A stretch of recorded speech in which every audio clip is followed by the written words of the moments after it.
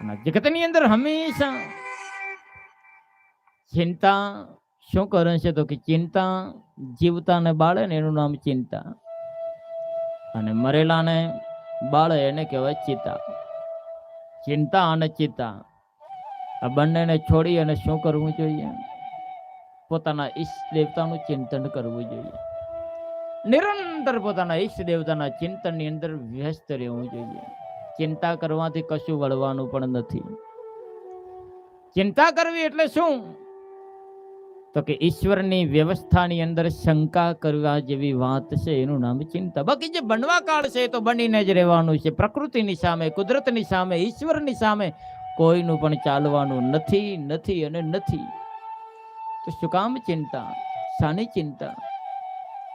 ચિંતા એ જીવતા માણસને બાળી નાખે છે, અને ચિતા એ મરેલાને બાળે છે. ચિંતા અને ચિતા એ બંનેમાંથી મુક્ત થઈ અને નિરંતર જ્ઞાની પુરુષોએ શું કરવું જોઈએ? તો કે પોતાના ઈષ્ટ દેવતાનું ચિંતન કરવું જોઈએ. નિરંતર નિરંતર સદાકાળ પોતાના ઈષ્ટ એનું ચિંતન, એના ચિંતનમાં વ્યસ્ત રહેવું હર હંમેશ.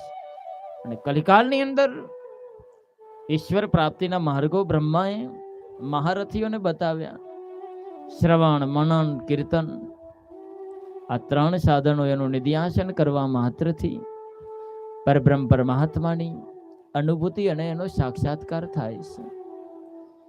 ઈશ્વરનું ચરિત્ર એને સાંભળવા માત્રથી, એનું મનન કરવાથી, એનું ચિંતન કરવાથી, એનું કીર્તન કરવાથી, આ 3 સાધનો શું? તો કે શ્રવણ. શ્રવણ એટલે શું? સાંભળવું. શું સાંભળવું? તો કે પરબ્રહ્મ પરમાત્માનું ચરિત્ર સાંભળવું. આ 1લા નંબરનું સાધન છે પરમાત્માને મેળવવા માટેનું. આપણે ત્યાં 9 પ્રકાર બતાવ્યા છે ભક્તિના, જેને 9ધા ભક્તિ કહેવામાં આવે છે. અને 9ધા ભક્તિમાં 1લા નંબરની 1 નંબરની ભક્તિ હોય તો એ કઈ ભક્તિ છે? શ્રવણ ભક્તિ. શ્રવણ એટલે સાંભળવું. શું સાંભળવું? જગતની પ્રપંચકારી ફાલતુ તારું મારું કરવા વાળી વાતો નહીં, પણ શું? તો કે મહાપુરુષોના મુખારવિંદમાંથી પ્રગટ થયેલી વાણી, વેદોની વાણી, પુરાણોની કથાઓ, ભગવાનના કીર્તન, સદગુરુ ભગવાનના મુખેથી નીકળેલા ભગવત ચરિત્રો, એને સાંભળવા.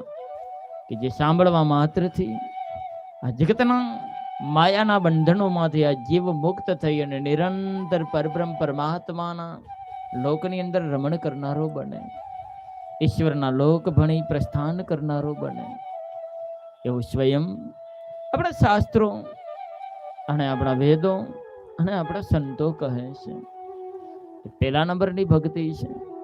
કોઈ કહે કે મારે ભક્તિ માર્ગની અંદર પગલાં માંડવા છે, મારે ભગવાનનું ભજન કરવું છે, ભક્તિ કરવી છે, ભક્તિના રાહ ઉપર ચાલવું છે, અને ભક્તિના રાહ ઉપર ચાલવા માટેનું 1લા નંબરનું પગથિયું હોય ને તો કયું છે? તો કે ભગવાનનું ચરિત્ર સાંભળવું જોઈએ. આપ જે અહીંયા આવી અને 4-4 કલાક બેઠા છો, શું કરી રહ્યા છો? તો કે ગંગેશ્વર મહાદેવની અને હનુમાનજી મહારાજની 1 નંબરની ભક્તિ કરી રહ્યા છે. 1 નંબરની ભક્તિ હોય, 1લા નંબરની ભક્તિ હોય તો એ ભગવત ચરિત્ર એને સાંભળવું જોઈએ, શ્રવણ કરવું. આ જ બાબત અમારા તુલસીદાસજી મહારાજે રામચરિત માનસમાં કહી છે. 9 પ્રકારની ભક્તિ છે, અને 9ધા ભક્તિમાં શ્રેષ્ઠ ભક્તિ બતાવી હોય તો શ્રવણ, મનન અને કીર્તન, આ 3 સાધન એ કલિકાલની અંદર શ્રેષ્ઠ બતાવ્યા છે. એનું નિત્ય નિધ્યાસન કરવું. પ્રથમ શું કરવું? તો કે શ્રવણ કરવું, એટલે કે સાંભળવું. શું સાંભળવું? તો કે ભગવાનનું ચરિત્ર સાંભળવું. અને આ જગતની અંદર જે સાંભળી શકે છે ને એ જ કાંઈક બોલી શકે છે. જો સુન નહીં શકતા है वो बोल भी नहीं सकता है. અમારું શિવશાસ્ત્ર કહે છે સારું બોલવા માટે સારું સાંભળવું જોઈએ. જેની શ્રવણ શક્તિ સારી હોય એની જ મનન શક્તિ સારી હોય. સારું વિચારવા માટે પણ સારું સાંભળવું જોઈએ. મનુષ્યના જીવનની અંદર એમને સારો વિચાર ક્યારે આવી શકતો નથી. શ્રેષ્ઠ વિચાર લાવવા માટે પણ શ્રેષ્ઠ મહાપુરુષો અને શાસ્ત્રોના સિદ્ધાંતોને સાંભળવા જોઈએ. સારું સાંભળ્યા વગર, સારું સાનિધ્ય મેળવ્યા વગર માનસ પટલની ડિસ્પ્લે ઉપર સારો વિચાર પણ આવી શકતો નથી. जो सुन नहीं सकता है वो बोल भी नहीं सकता है, वो सोच भी नहीं सकता है। हमारे शिव शास्त्र का अंश है कि जेनी श्रवण शक्ति सारी होय ने एनी मनन शक्ति सारी, અને જેની મનન શક્તિ સારી હોય, એની વિચાર શક્તિ સારી હોય, જેનું વિચાર શક્તિ સારી હોય, એનું વક્તવ્ય સારું હોય, એની વાક સિદ્ધિ સારી હોય. અને આ જગતમાં જેનું વક્તવ્ય સારું હોય ને એનું નેતૃત્વ સારું હોય ને જેનું નેતૃત્વ સારું હોય એ સમાજને, રાષ્ટ્રને કે દેશને ઉન્નતિના શિખરો સર કરાવી શકે છે.